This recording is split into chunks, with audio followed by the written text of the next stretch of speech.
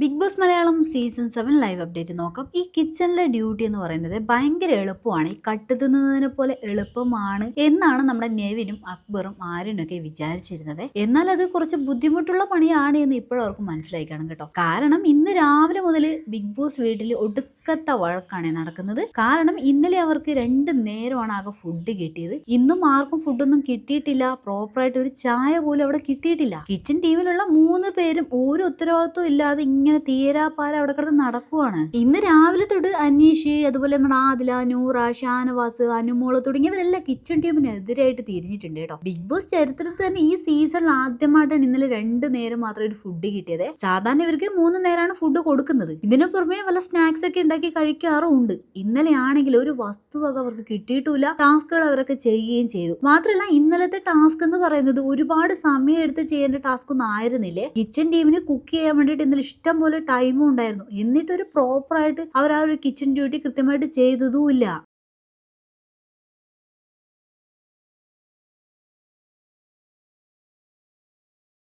മുൻപ് നമ്മുടെ അനുവിനെയും മറ്റ് കിച്ചൺ ടീമിനെയൊക്കെ ഇങ്ങനെ ചൊറിഞ്ഞുകൊണ്ടിരുന്ന ആര്യന്, അക്ബർ, നെവിനും ഒക്കെ ഉണ്ടല്ലോ, ഇപ്പൊ ഭൂലോക തോൽവിയാണെന്ന് ഇന്നലെ ഒരൊറ്റ ദിവസം കൊണ്ട് തന്നെ പ്രൂവ് ചെയ്തിട്ടുണ്ട് കേട്ടോ. അതുകൊണ്ട് തന്നെ വീട്ടുകാരെല്ലാം അവർക്കെതിരെ തിരിഞ്ഞിട്ടുണ്ട്. മാത്രമല്ല ഈ കിച്ചൺ ടീം അവർക്ക് ആവശ്യമുള്ളത് എന്തൊക്കെയോ അവിടെ ഉണ്ടാക്കി കഴിച്ചു എന്നുള്ള ഒരു ആരോപണമൊക്കെ അവിടെ വരുന്നുണ്ട് കേട്ടോ. അതുകൊണ്ട് തന്നെ അത്യാവശ്യം നല്ല വഴക്കാണ് ഇന്ന് രാവിലെ തൊട്ട് നമ്മുടെ കിച്ചൺ ടീമിലൊക്കെ നടക്കുന്നത്.